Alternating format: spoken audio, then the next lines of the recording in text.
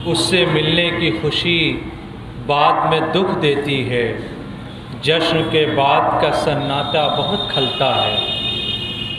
یہ الوداعی پروگرام ایک جشن ہے، مگر یہ جشن دراصل ہمارے دلوں میں کیفیات کا ماتم ہے۔ آپ نے مختلف ناحیوں سے، مختلف انداز سے ان کیفیات اور ان احساسات کو سماعت کیا۔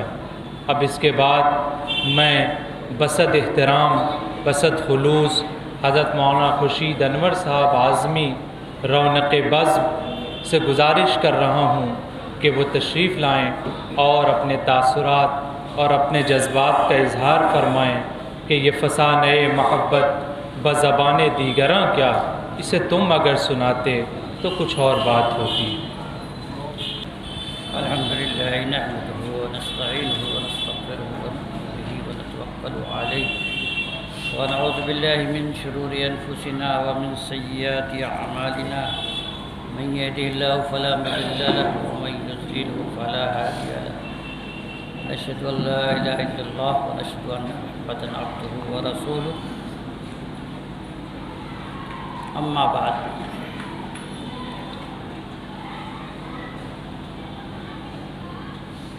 اس بزم میں تشریف فرما ہمارے اس ادارے کی معزز شخصیات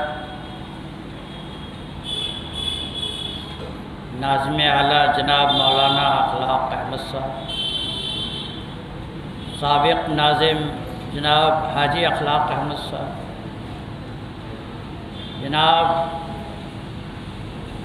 عبدالرشید ایڈوکیٹ صاحب، جناب مقبول حسن صاحب، جناب عبدالمغنی صاحب، جناب نیاز احمد صاحب اور جناب شمس الہدیٰ صاحب، اور ہمارے اس جامعہ کے قدیم خادم استاذ بے لوث خادم جو اس وقت ہم لوگوں کی خوش نصیبی سے تشریف فرما ہے، جناب ماسٹر محمد مزمل صاحب، اور مفتی شہر بنارس جناب مفتی عبدالباطن صاحب، اور دیگر تمام اساتذہ کرام و معلمات اور عزیز طلباء۔ آج کی یہ تقریب در حقیقت اپنے جذبات و احساسات کے اظہار کی تقریب ہے۔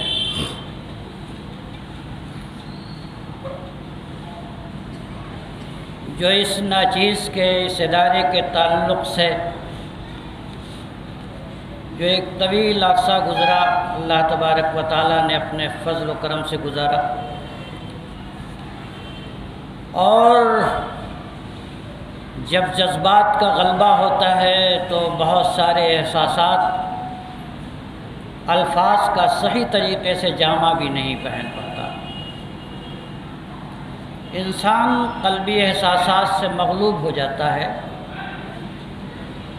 اور وہ قدیم یادیں اس کی نظروں کے سامنے آ جایا کرتی ہیں۔ اس ادارے سے میرا ایک قدیم تعلق رہا۔ میں اس زمانے میں آیا جب کہ میں ابھی بچپن ہی کی زندگی گزار رہا تھا۔ میں نے سند کے اعتبار سے دارالعلوم دیوبند سے 16 سال کی عمر میں فراغت حاصل کی تھی، جو کم عمری کا زمانہ ہوتا ہے۔ 1-2 سال مزید میں اس میں مانگتا ہوں۔ 4 سال میں نے گورکھپور میں زندگی گزاری، تدریسی زندگی، اور میری خوش نصیبی رہی کہ وہاں بھی مجھے بڑی کتابیں دے دی گئیں، بڑوں نے اعتماد کیا، کام کرتا رہا۔ یہاں بھی جب آیا تو میں اپنے جسمانی ساخت کے اعتبار سے کوئی مدرس نہیں لگتا تھا۔ ایک پتلا دبلا ایک بچہ تھا، جیسے داخلے کے لیے کوئی آیا ہو۔ عموماً لڑکے مجھ سے پوچھتے تھے کہ کس درجے میں آپ کو داخلہ لینا ہے، لیکن یہاں کے آنے کے بعد جو ہمارے اکابر اساتذہ تھے ان کی شفقتیں ملی مجھے، انہوں نے تدریس کے بہت سارے اہم امور میرے حوالے کیے، میں نے اپنی صلاحیت کے مطابق کام کیا اور یہ پورا عرصہ گزرا۔ ہیڈ فوقانیہ بھی رہا، عالیہ میں بھی رہا، اور ایک وہ زمانہ آیا کہ صدر مدرس کے لیے بھی مجھے منتخب کیا گیا۔ ہمارے سابق ناظم صاحب حاجی اخلاق صاحب تشریف فرما ہیں، اور بھی ہمارے وہ ذمہ داران موجود ہیں کہ میں اس کے لیے راضی نہیں تھا، اور نہ میرے مزاج کے وہ مناسب ہی تھا۔ میں تو کتابوں کا آدمی تھا۔ جو لوگ مجھے جانتے ہیں، میری رہائش کا آدھا حصہ یا اس کا زیادہ حصہ کتابوں سے بھرا رہتا تھا۔ میں کتابوں کا ہی اصل آدمی تھا، اور یہ بچپن سے میرا معاملہ تھا۔ اسی لیے اس ادارے نے مجھے بہت کچھ دیا۔ میں نے کیا دیا یا کیا نہیں دیا وہ تو اللہ جانتا ہے، لیکن اس ادارے نے بھی مجھے بہت کچھ دیا۔ اس کے کتب خانے سے، جو قدیم کتب خانہ جس کے اندر کی بہت ساری اہم کتابیں مختلف فنون پہ مشتمل ہیں، اس کتب خانے سے میں نے ہمیشہ استفادہ کیا اور بہت استفادہ کیا۔ بچوں کی لائبریری، جو عام طور پر اس طرح کی لائبریری مدارس میں نہیں ہوا کرتی، لیکن میں عموماً اس لائبریری سے بھی بے حد میں نے استفادہ کیا، بلکہ میرے ذہن میں یوں رہتا تھا کہ فلاں کتاب فلاں جگہ ہے۔ اس حد تک زیادہ آنے جانے اور کتابوں کے رکھنے اور نکالنے اور اس کی ورق گردانی کے نتیجے میں مسائل کی تحقیق و تدقیق اور مقالہ جات کی ترتیب، یہ تو ایک آدمی کا ذوق ہوتا ہے، لیکن اس ذوق کے پروان چڑھانے میں اس ادارے کا بے حد دخل ہوتا ہے۔ جب ایک علمی ماحول کسی کو فراہم ہوتا ہے تو اس سے اس کا ذہن بھی بلند ہوتا ہے، ذوق مطالعہ بھی آگے جاتا ہے، نیز جو اس کے اندر خفیہ صلاحیتیں ہوتی ہیں اس کے ابھرنے کا بھی موقع ملتا ہے۔ پھر ایک زمانہ آتا ہے کہ ادارے کی شناخت شخصیات سے اور شخصیات کی شناخت ادارے سے ہوا کرتی ہے، اور رفتہ رفتہ لازم و ملزوم کی کیفیت ہو جایا کرتی ہے۔ مظلوم کا نام آنے کے بعد ان شخصیات کا نام ضرور آتا ہے جو ان کے ساتھ گہری وابستگی رکھتے ہیں، اور ان شخصیات کا نام آ جانے کے بعد اس ادارے کا نام ضرور آتا ہے جن کے کا تعلق ایک عرصے سے گہرا اور قلبی لگاؤ کے ساتھ رہا کرتا ہے۔ میں یہاں آیا اور میں یہاں کا ہو کے رہ گیا، ایک سوئی مزاج میں تھی۔ ہمارے قریبی لوگ جانتے ہیں کہ بہت سارے اداروں سے مجھے آفر ملا، درمیان میں بہت سارے آفر ملے، چھوٹے ادارے سے بھی بڑے ادارے سے بھی، لیکن میں نے کسی طرف نہیں دیکھا، میں مظلوم کا ہو کر کے رہ گیا۔ ایک وہ زمانہ تھا کہ یہی قریب کا ادارہ جامعہ اسلامیہ نے مجھے بہت زیادہ کوشش کی کہ یہاں آ جاؤ۔ میں نے اس وقت کہا تھا کہ ایک ادارے کے چھوڑنے کی بھی وجہ چاہیے اور ایک ادارے کے پکڑنے کی بھی وجہ چاہیے۔ میرے سامنے یہ وجہ نہیں ہے کہ میں کس بنیاد پہ مظلوم کو چھوڑوں، اور میرے سامنے یہ بھی وجہ نہیں ہے کس بنیاد پر میں اس کو پکڑوں۔ میں نے کہیں نہیں دیکھا، شاید نام لوں تو خود سزائی ہو جائے، بہت سارے چھوٹے بڑے اداروں نے مجھے یاد کیا، یہ ان کی خوش فہمی رہی، حسن ظن رہا ہے، لیکن میں نے اس ادارے کو روز اول سے اپنا سمجھا، اور جو ٹوٹی پھوٹی خدمات ہو سکتی تھی میں نے اپنے صلاحیت، اپنے بساط کے بقدر کیا۔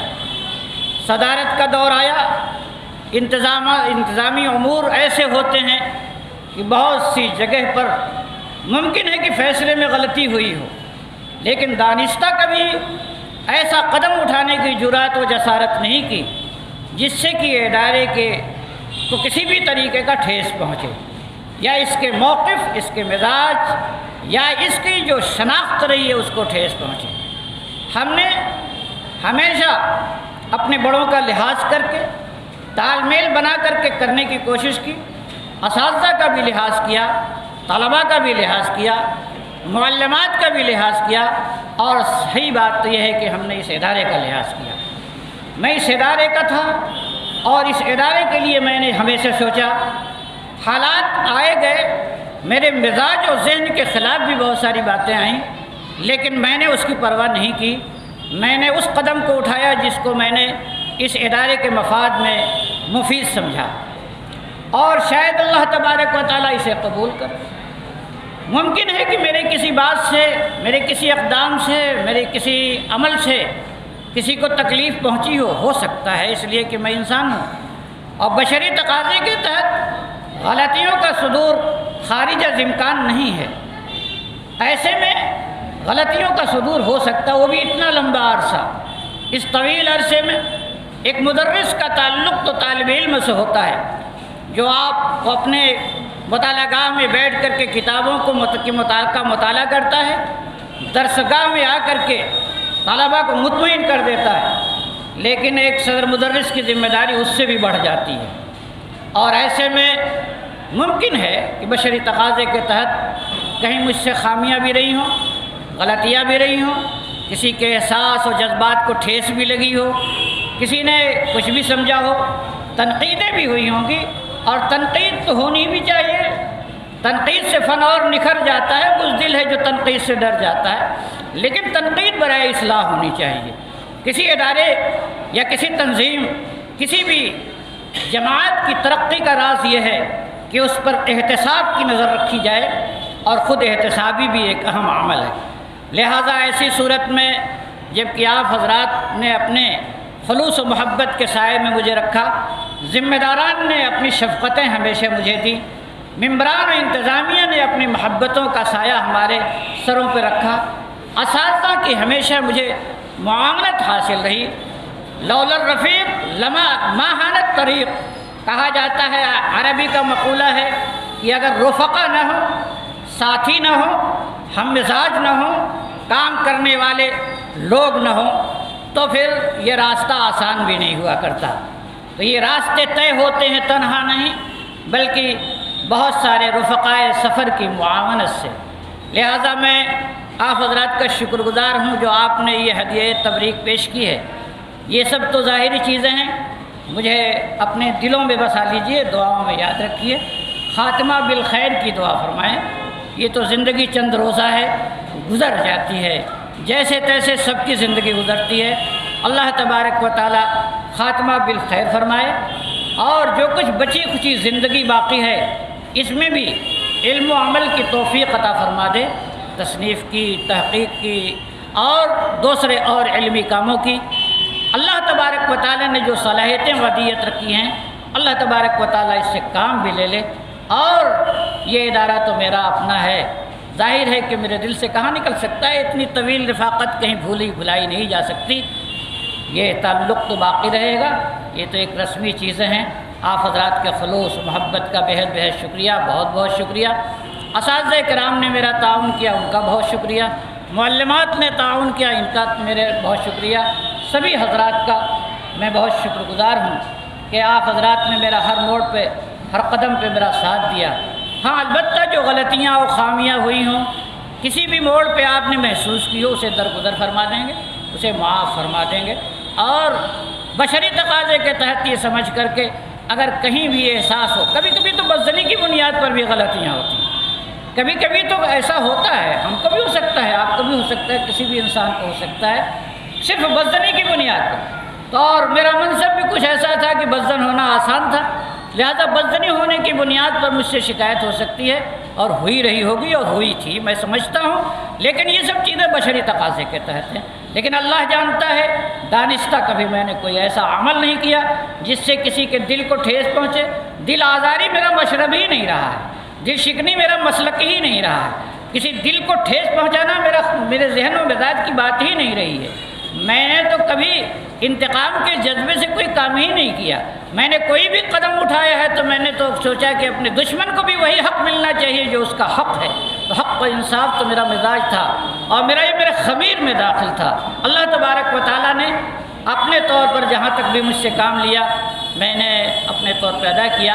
آپ حضرات سے بس میں انہی چند باتوں کے ساتھ، آپ حضرات کے شکریہ کے ساتھ اور اس درخواست کے ساتھ کہ آپ میرے لیے بھی دعا فرمائیں گے کہ میرے لیے، میرے ایمان کے لیے، خاتمہ بالخیر کے لیے، صحت و عافیت کے لیے، امت مسلمہ کے لیے، سیداری کے لیے ترقی فرمائیں گے۔ وآخر دعوانا۔ بے حد شکریہ، اور جتنا بھی شکریہ ادا کیا جائے، حضرت کی خدمات کا جس قدر بھی اعتراف کیا جائے اور قدردانی کی جائے وہ کم ہے۔ میں اپنی طرف سے اور اجازت حال کے ساتھ تمام اساتذہ کی طرف سے آپ کی خدمت میں بھی گزارش کر رہا ہوں کہ ہماری طرف سے جو کوتاہیاں ہوں آپ اس کو بھی معاف فرمائیں اور درگزر فرمائیں۔ اب اس تقریر کے بعد پروگرام آخری مرحلے کو پہنچا ہے کہ جاؤ قرار بے دلاں، صبح بخیر شام بخیر، صحنے ہوا دھواں دھواں، صبح بخیر شام بخیر، شام وصال ہے قریب، صبح کمال ہے قریب، پھر نہ رہیں گے سرگراں، صبح بخیر شام بخیر، وجد کرے گی زندگی جسم بجسم جاں بجاں، جسم بجسم جاں بجاں، صبح بخیر شام بخیر، شام بخیر صبح بخیر، موج شمیم میں پیرہن تیری مہک رہے گی یہاں، صبح بخیر شام بخیر۔ بے حد شکریہ۔ وآخر دعوانا الحمدللہ رب العالمین۔ سبحان اللہ وبحمدہ سبحان اللہ اشہد ان لا الہ الا انت نستغفرک ونتوب الیک۔ سبحان ربک رب العزۃ عما یصفون وسلام علی المرسلین والحمد للہ رب العالمین۔